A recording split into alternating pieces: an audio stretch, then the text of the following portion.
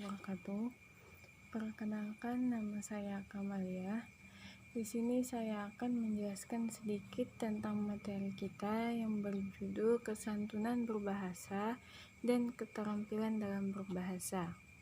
Yang pertama, kesantunan dalam berbahasa. Kesantunan dalam berbahasa ini terbagi menjadi dua, yaitu 1. Kesantunan berbahasa berdasarkan linguistik. 2. Kesantunan berbahasa berdasarkan pragmatik. Yang pertama, kesantunan berbahasa berdasarkan linguistik ialah kesantunan yang dinilai dari segi bahasanya. Dalam kesantunan linguistik ini terdapat 4 faktor. Yang pertama, yaitu faktor tentang panjang pendeknya sebuah tutur kalimat. Karena semakin panjang tuturan, maka semakin santun. Begitupun sebaliknya, apabila pendek, maka tidak santun. Contoh kalimat yang pendek seperti pinjam pulpen, maka kalimat ini tidak santun. Tentunya berbeda dengan kalimat yang panjang, seperti bolehkah saya meminjam pulpenmu? Karena semakin panjang tuturan bahasa, maka semakin santun. Kemudian faktor yang kedua, yaitu faktor urutan kalimat. Karena faktor ini juga sangat penting. Umpamanya kalimat perintah yang diletakkan di awal kalimat atau diletakkan di awal dalam bertutur, maka akan terdengar tidak santun. Namun jika diletakkan di akhir, maka akan terdengar santun. Misalnya, kalimat perintah yang diletakkan di akhir yang terdengar santun seperti, hari ini kita akan melakukan olahraga. Segera persiapkan bajumu. Kemudian faktor yang ketiga, yaitu faktor intonasi dan isyarat-isyarat kinestik. Karena tentunya dalam kita berbicara, intonasi itu akan sangat mempengaruhi kesantunan dalam berbahasa ataupun tutur kata. Adapun yang dimaksud dengan isyarat kinestik ialah mimik wajah, bahasa tubuh, ekspresi. Karena hal ini juga sangat menentukan kesantunan berbicara. Yang keempat ialah faktor pemakaian pengungkapan penanda kesantunan. Misalnya kata maaf, tolong, bisakah, bolehkah. Memasuki yang kedua, yaitu kesantunan berbahasa berdasarkan pragmatik. Ialah kesantunan yang dinilai dari maknanya sebuah tuturan, yaitu kesantunan pragmatik dalam sebuah kalimat perintah. Di sini kalimat perintahnya ditunjukkan dengan kalimat pertanyaan atau pernyataan.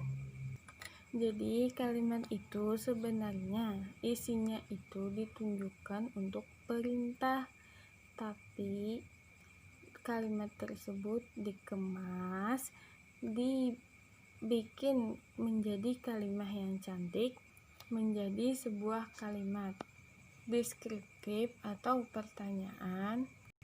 Deskriptif itu pernyataan ya, maupun kalimat interrogatif pertanyaan. Contoh kalimat deskriptif yang digunakan untuk sebuah perintah. Misal, papan tulis ini kotor sekali. Di mana saya akan menulis?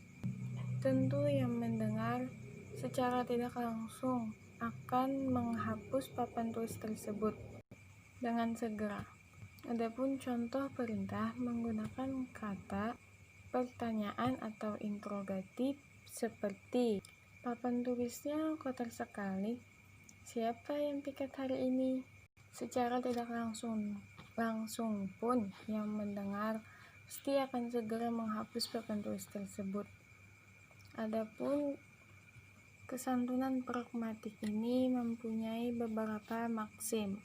Misalnya, maksim kerendahan hati, maka akan semakin santunlah perkataan kita.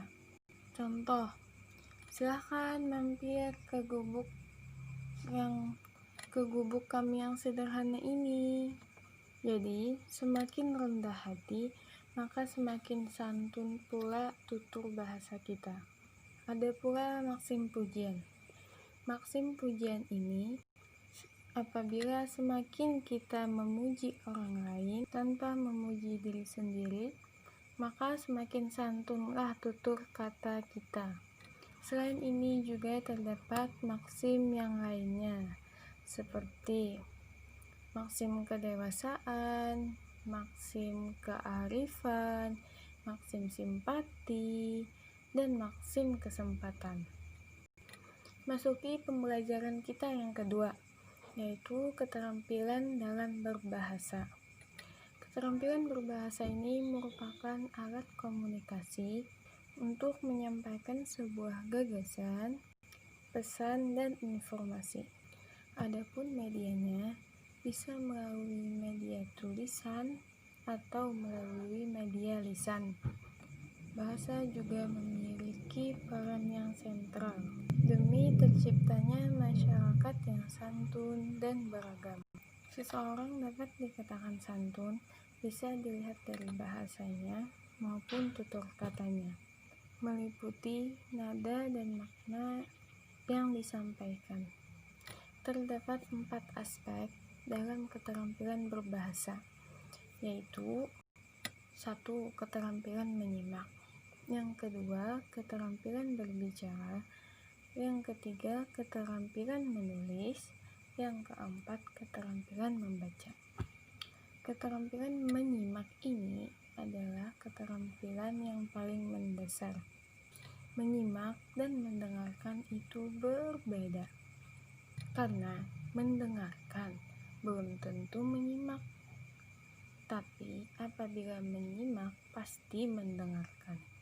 Setiap orang itu pasti menyimak, baik saat melihat video televisi, YouTube, maupun media sosial lainnya. Selanjutnya, keterampilan dalam berbicara. Pada umumnya, berbicara itu dapat dilakukan oleh semua orang.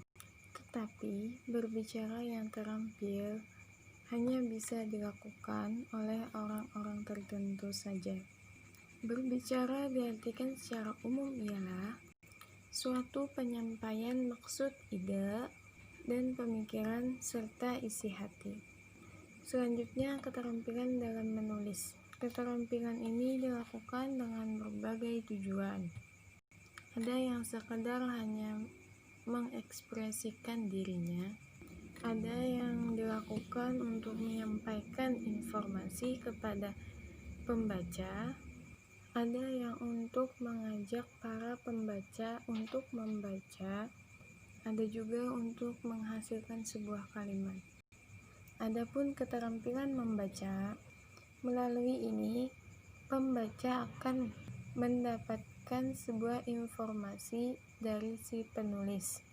Sebagian tujuan dalam membaca ialah sebagai hiburan, sekadar mengisi di waktu luang. Ada juga untuk mendapatkan informasi yang memang si pembaca perlukan. Demikian dari saya, salah kata saya mohon maaf. Wassalamualaikum warahmatullahi wabarakatuh.